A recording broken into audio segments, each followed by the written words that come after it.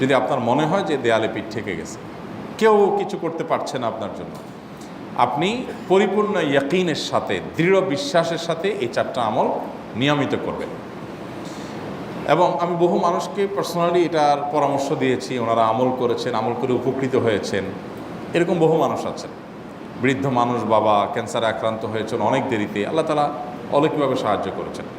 হ্যাঁ, কখনো যদি আল্লাহ তাআলা এই আমলগুলো করার পরও আমার বিপদ দূর না করেন, তাহলে হয় আমার আমলের মধ্যে কোনো ত্রুটি ছিল, অথবা আমার এই বিপদ দূর না হওয়ার মধ্যে আমার জন্য কোনো কল্যাণ নিহিত ছিল। আল্লাহ তাআলা আমার দোয়া কবুল করে যে উপকার হতো তার চেয়ে বেটার কিছু হয়তো আমাকে দিবেন, এই ইয়াকিন একজন ইমানদারের থাকবে। সে 4টা আমলের 1 নম্বর হলো ইস্তেগফারের আমল। ইস্তেগফার, আপনি ফেসে গেছেন কোনো জায়গায়, কোনো উপায় পাচ্ছেন না, আপনি ইস্তেগফার পড়তে থাকেন। আস্তাগফিরুল্লাহ ওয়া আতুবু ইলাইহি, আস্তাগফিরুল্লাহ ওয়া আতুবু ইলাইহি, আস্তাগফিরুল্লাহ ওয়া আতুবু ইলাইহি, আস্তাগফিরুল্লাহ, আস্তাগফিরুল্লাহ, আস্তাগফিরুল্লাহাল্লাযী লা ইলাহা ইল্লা হুয়াল হাইয়ুল কাইয়্যুম ওয়া আতুবু ইলাইহি ওয়া লা হাওলা ওয়া লা কুওয়াতা ইল্লা বিল্লাহ। اللهم أنت ربي لا إله إلا أنت خلقتني وأنا عبدك وأنا على عهدك ووعدك ما استطعت أعوذ بك من شر ما صنعت أبوء لك بنعمتك علي وأبوء لك بذنبي فاغفر لي فإنه لا يغفر الذنوب إلا أنت سيد الاستغفار। এভাবে যে কোনো ইস্তেগফার পড়তে থাকেন, আপনি বেশি বেশি করে আল্লাহর কাছে ইস্তেগফার, ক্ষমা প্রার্থনা করতে থাকেন, খুব বেশি। আপনার 2 ঠোঁটে অনবরত আপনি চাইতে থাকেন আল্লাহর কাছে ক্ষমা। এই ইস্তেগফার সম্পর্কে নবী করিম সাল্লাল্লাহু আলাইহি ওয়াসাল্লাম বলেছেন, মাল্লাজিমাল ইস্তেগফার, যে ব্যক্তি ইস্তেগফারকে আঁকড়ে ধরবে, আঁকড়ে ধরা মানে কি, এটা ছাড়বে না, সে পড়তেই থাকবে অনবরত। টয়লেটে যাওয়ার সময়টা, ঘুমের সময়টা, খাওয়ার সময়টা বাদে, অবসর নামাজের সময়টা বাদে, সারাক্ষণ সে ইস্তেগফার পড়বে।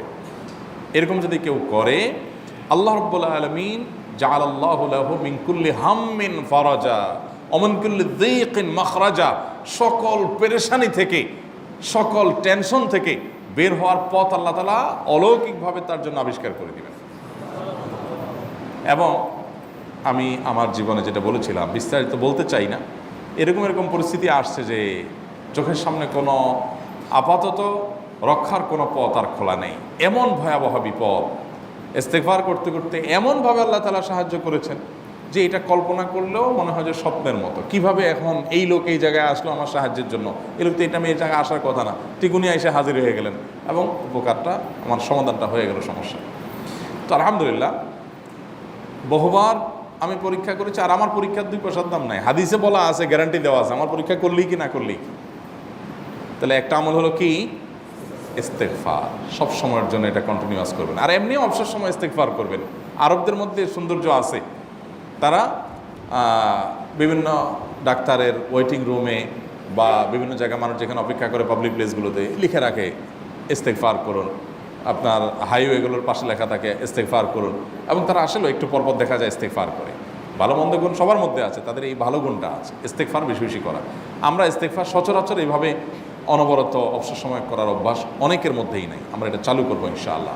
বিশেষ করে যখন কোনো সমস্যা হবে তখন ইস্তেগফার চলতে থাকবে মুখে অনবরত, ধীরে ধীরে মহব্বতের সাথে নিজেকে, নিজের পাপ অপরাধগুলোর কথা স্মরণ করে আল্লাহর কাছে মাফ চাইতে থাকবো, পেরেশানি দূর হবে ইনশাআল্লাহ। 1 নাম্বার 2, দুরুদ, নবী করিম সাল্লাল্লাহু আলাইহি সাল্লামের প্রতি দুরুদ পাঠ করা। এটা যদি আপনি নিয়মিত করতে থাকেন মহব্বতের সাথে, আল্লাহুম্মা সাল্লি আলা মুহাম্মদ ওয়া আলা আলি মুহাম্মদ কামা সাল্লাইতা আলা ইব্রাহিম ওয়া আলা আলি ইব্রাহিম ইন্নাকা হামিদুম মাজিদ, আল্লাহুম্মা বারিক আলা মুহাম্মদ ওয়া আলা আলি মুহাম্মদ কামা বারাকতা আলা ইব্রাহিম ওয়া আলা আলি ইব্রাহিম ইন্নাকা হামিদুম মাজিদ।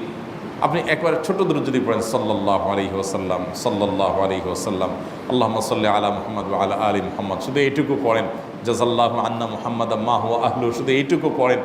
আপনি এভাবে যেই কোনো দুরূদ নবী করিম সাল্লাল্লাহু আলাইহি ওয়াসাল্লামের প্রতি যদি পড়েন এবং পড়তে থাকেন অনবরত, ইস্তেগফারের পাশাপাশি দুরূদের ক্ষেত্রে নবী করিম সাল্লাল্লাহু আলাইহি ওয়াসাল্লাম বলেছেন যে এইটা তোমার জন্য যথেষ্ট হয়ে যাবে। তুমি যদি আল্লাহর কাছে আর কোনো দোয়া করতে না পারো, শুধু দুরূদটা পড়ো, তোমার সব পেয়ে যাবে, কিচ্ছু লাগবে না। এক সাহাবী বলছেন, রাসূলুল্লাহ, আমার দোয়ার মধ্যে দুরূদ কত পার্সেন্ট রাখবো?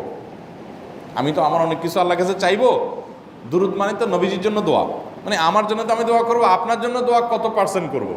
1/3, 1/4, তারপরে হাফ, এবার বিভিন্ন পার্সেন্টেজ বলছিলেন তিনি। নবী করিম সাল্লাল্লাহু আলাইহি ওয়াসাল্লাম বলেছেন যে হ্যাঁ, এর বেশি করতে পারলে আরও ভালো, আরও ভালো। তো ভদ্রলোক এর বেশি, ওই সাহাবী রাদিয়াল্লাহু তাআলা আনহু, তিনি এর বেশি বাড়াতে একটা পর্যায়ে বলছেন যে আমি সব দোয়া আপনার জন্য করি। নবী করিম সাল্লাল্লাহু আলাইহি ওয়াসাল্লাম বলেছেন, তাহলে তোমার আর কোনো দোয়াই করতে হবে না, এর মধ্যে সব দোয়া চলে আসবে। কারণ আপনি যদি বলেন আল্লাহ আপনার নবীর প্রতি আপনি রহমত নাজিল করেন, আপনার নবীর প্রতি আপনি শান্তি নাজিল করেন, আপনি যেটা দোয়া করেন, তো আল্লাহকে আল্লাহর নবীর প্রতি আপনি রহমত নাজিল করতে বললে আল্লাহ তাআলা আপনার প্রতি রহমত নাজিল করবেন কি করবেন না? আপনি কাউকে খুশি করতে চান, কার কাছ থেকে কিছু আদায় করতে চান, তার ছেলেটারে যদি হাদিয়া তোহফা দেন, আদর যত্ন করেন, তো বাই ডিফল্ট অটোমেটিকলি ওই লোকের সিম্পেথি আপনার দিকে আসবে কি আসবে না? চোখ বন্ধ করে আসবে। তো আল্লাহর নবীর জন্য যখন আপনি দোয়া করবেন তখন আল্লাহ তাআলা আপনার মধ্যে রহমত নাজিল করবেনই, এটা নবী সাল্লাল্লাহু আলাইহি ওয়াসাল্লামের ওয়াদা। যেই কোনো পেরেশানি, তিনি আরও বলেছেন যদি কেউ দুরূদের আমল করে নিয়মিত, আল্লাহ রাব্বুল আলামিন তার সকল পেরেশানির জন্য যথেষ্ট করে দিবেন। এই আমলটাকে সবগুলো দূর করার জন্য যথেষ্ট হয়ে যাবে। এই দুরূদের আমলটা আমি দেখেছি সুবহানাল্লাহ গুলির মতো কাজ করে। আজকের ঘটনা, এক ভদ্রলোক সকালে একটা টেলিভিশন চ্যানেলে, বেসরকারি চ্যানেলে প্রোগ্রাম শেষ করে নামছিলাম লিফটে, তো উপস্থাপক উনি বলছিলেন যে ভাই মানে দুরূদের আমল পড়ে আমি কিছুদিন আগে একটা ইয়াতে মানে এমন একটা অবস্থা যে এইটা থেকে বের হওয়ার কোনো পথ আর নাই, শুরু করলাম দুরূদ অনবরত, এরপরে আল্লাহ তাআলা আমাকে এমনভাবে উদ্ধার করলেন আমি কল্পনাও করতে পারিনি। আলহামদুলিল্লাহ এই আমলগুলো করে অনেক ভাইরা আমাকে অভিজ্ঞতা জানাইছেন যে আলহামদুলিল্লাহ তাদের অভিজ্ঞতা অলৌকিক। হ্যাঁ, ওই যে বললাম কখনো যদি আল্লাহ তাআলা আপনার দোয়া কবুল না করেন তাহলে হয় আমার ত্রুটি আছে, আর না হলে আমার জন্য আল্লাহ তাআলা এর চেয়ে বেটার কিছু রেখেছেন, আমি সেই ইয়াকিন রাখবো ইনশাআল্লাহ বিইذنিল্লাহ। আর এই দোয়াতে সমাধান হবেই হবে, সে বিশ্বাস থাকতে হবে। নবী করিম সাল্লাল্লাহু আলাইহি ওয়াসাল্লাম বলেছেন, হাদিসে কুদসিতে আল্লাহ বলেছেন আনা ইনদা যান্নি আবদি বি, বান্দা আমার প্রতি যেমন ধারণা করে আমি তেমন আচরণ করি। আপনি যদি চিন্তা করেন করে দেখি হয় কি না, দেখি ট্রাই করি, তাহলে ওই আল্লাহ তাআলা বলবেন ঠিক আছে দেখতে থাক।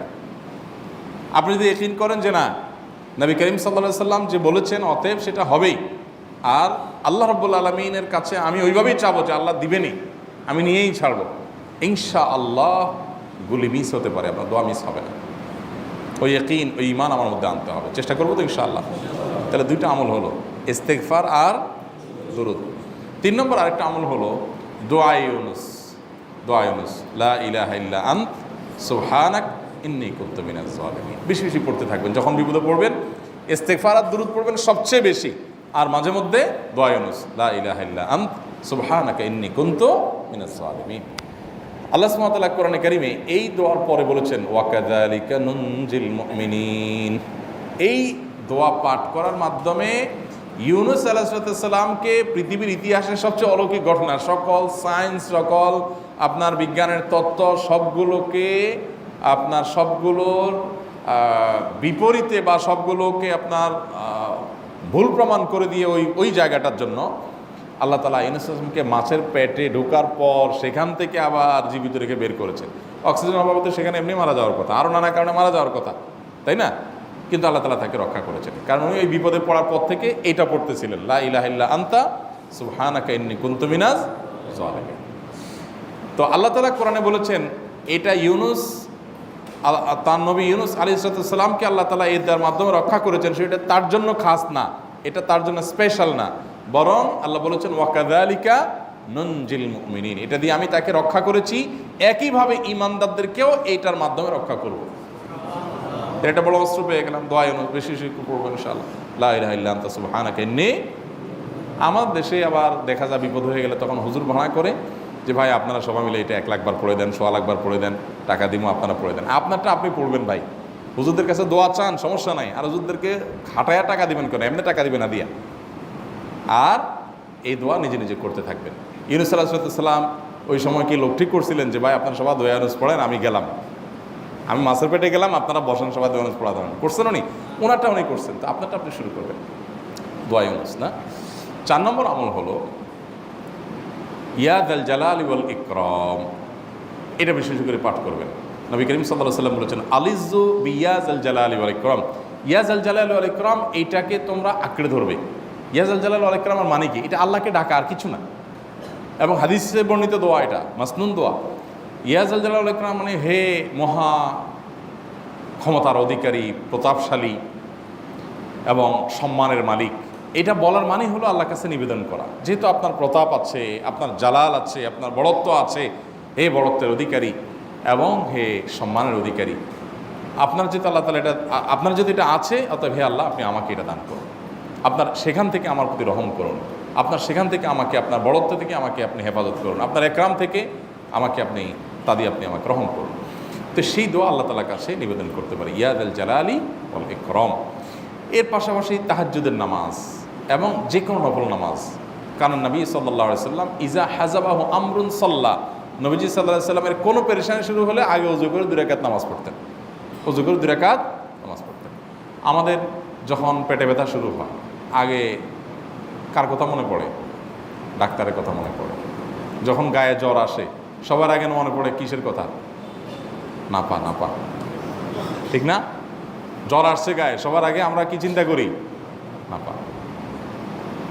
নাপা আপনি চিন্তা করেন, খান, নিষেধ না তো, ওষুধ গ্রহণ করা সুন্নত। নবী সাল্লাল্লাহু আলাইহি সাল্লাম নির্দেশ করেছেন ওষুধ সেবন করতে, আপনি করেন, ভালো কথা। কিন্তু ইমানদার সব কিছুর আগে ব্যথা আসছে, তাহলে ব্যথার জন্য একটা ওষুধ দোয়া শিখেছেন, দোয়াটা আগে করবে, পাশাপাশি ওইটা করবে। এলো ইমানদারের কাজ। আমরা আজকাল ইমান থেকে অনেক দূরে সরে গেছি। আল্লাহ আমাদের সেই ইয়াকিন দান করুন।